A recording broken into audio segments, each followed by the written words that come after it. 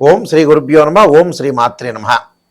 మార్చి 21 నుంచి బుధుడు కుంభరాశిలో రుజుగతిలోకి వెళ్తున్నాడు.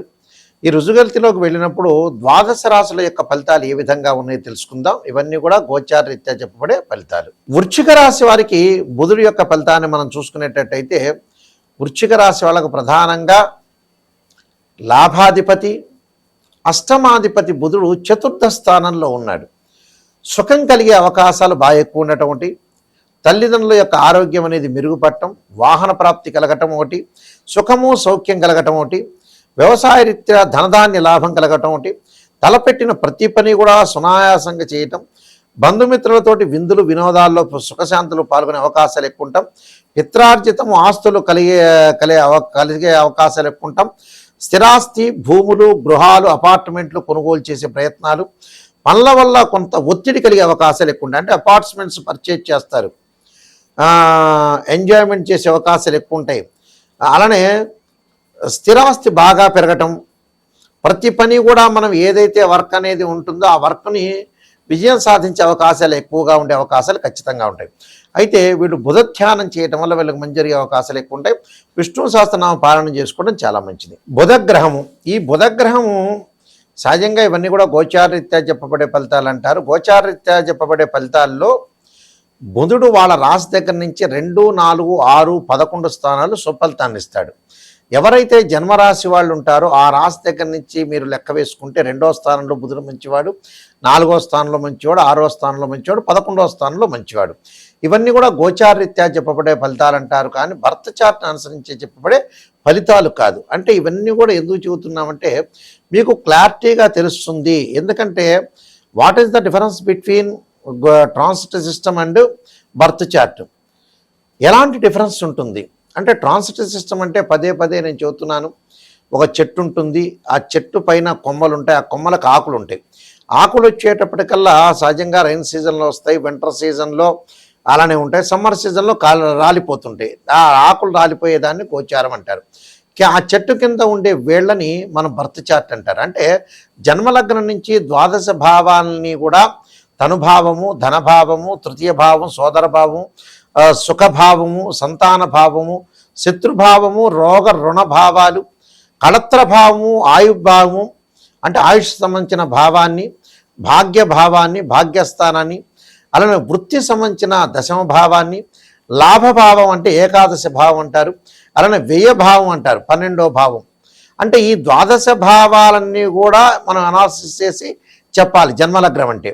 అంటే ఇక్కడ జన్మలగ్నం నుంచి కూడా తనుభావానికి రవి అధిపతి, అలానే ద్వితీయ భావానికి గురువని, సోదర భావానికి కుజుడని, చతుర్థ భావానికి చంద్రుడని, పంచమ భావానికి గురువని, ఇలాంటి భావాలన్నీ కూడా మనం అనాలిసిస్ చేస్తాం.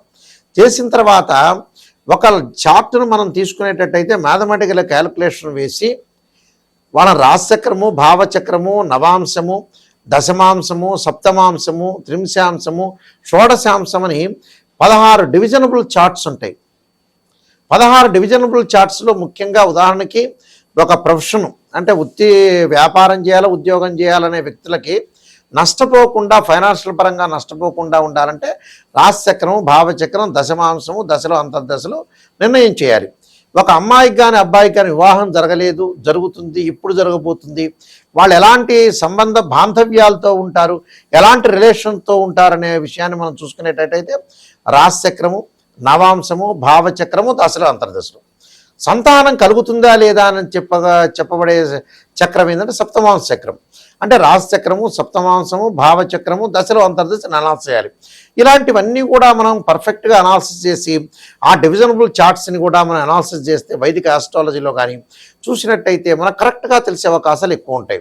అయితే మా దగ్గర ఓన్లీ వైదిక ఆస్ట్రాలజీ కాకుండా ఒక బివి రామన్ అనాలిసిస్ ప్రొడక్షన్స్ కానీ, కేపీ పద్ధతిలో కృష్ణమూర్తి సిస్టంలో ఒక నక్షత్ర జ్యోతిష్యము అంటే సబ్లార్డు, సబ్లార్డు, సబ్లార్డును కూడా మేము అనాలిసిస్ చేసి చెప్తాము.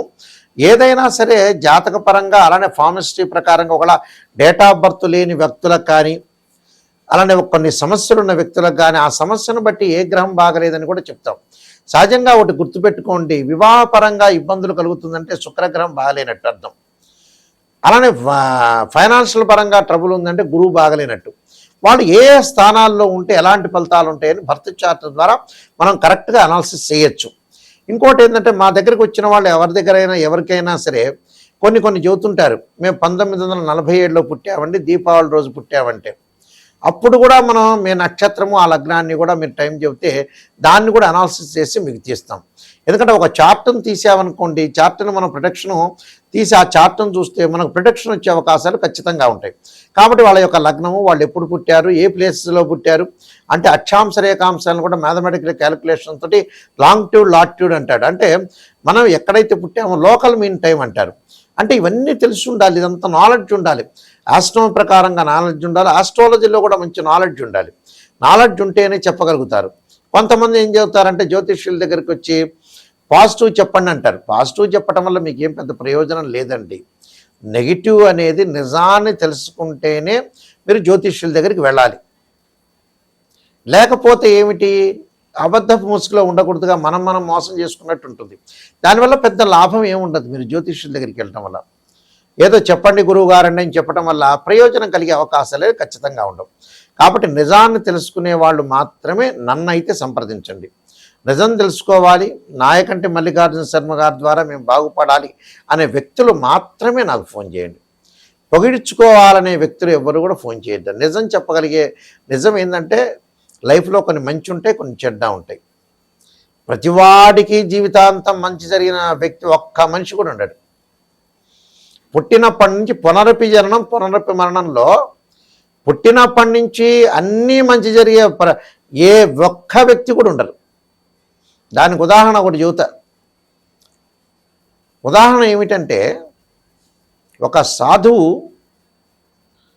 పరమేశ్వరుడు చెప్పేట, ఎవరూ మరణించని ఇంటిలో దోసెడు ఆవాలు దమ్మనమన్నట్ట. ఆ వ్యక్తి వెళ్ళాట, వెళ్ళి ప్రతి ఇంటికి వెళ్ళాడు.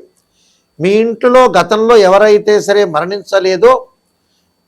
మరణించలేదు కదా అని అడిగట. కాదు, మరణించారని చెబుతూనే ఉన్నట్ట. అంటే ప్రతి ఇల్లు కూడా మరణించారు. అందువల్ల ఇక్కడ ఏదైతే మనం కష్టసుఖాలన్నీ కూడా చాలా ఉంటాయి, కష్టసుఖాలన్నీ కూడా చాలా విపరీతంగా ఉంటాయి, కష్టాలు వస్తుంటాయి, నష్టాలు వస్తుంటాయి. అంటే ఇక్కడ ఏదైతే ఒక మనిషి, ఒక మానవుడు ప్రతి ఇంటికి వెళ్ళి జోలె పట్టుకొని వెళ్ళి, అమ్మా మీ ఇంట్లో మరణించిన వాళ్ళు ఎవరూ లేదు కదా, మరణించకపోతే మాకు ఆవాలు ఇవ్వండి అని చెప్పారట. ప్రతి వాళ్ళు చెప్పారు, గతంలో మా వాళ్ళందరూ కూడా మరణించారయ్యా అని చెప్పారట. ఆయనకి ఆ దోసెడు ఆవాలు దొరకలేదట. అందువల్ల పునరపి జననం పునరపి మరణం కష్టాలని ప్రతి వాళ్ళకు వస్తుంటాయి.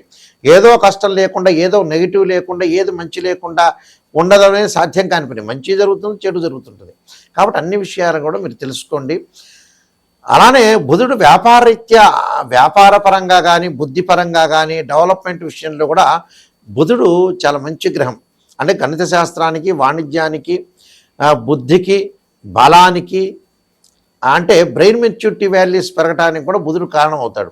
అందువల్ల బుధారిష్టేతు సంప్రాప్తే బుధ పూజాంచకారేత్ బుధ ధ్యానం ప్రవక్షం బుద్ధి పీడోపశాంతి అంటారు.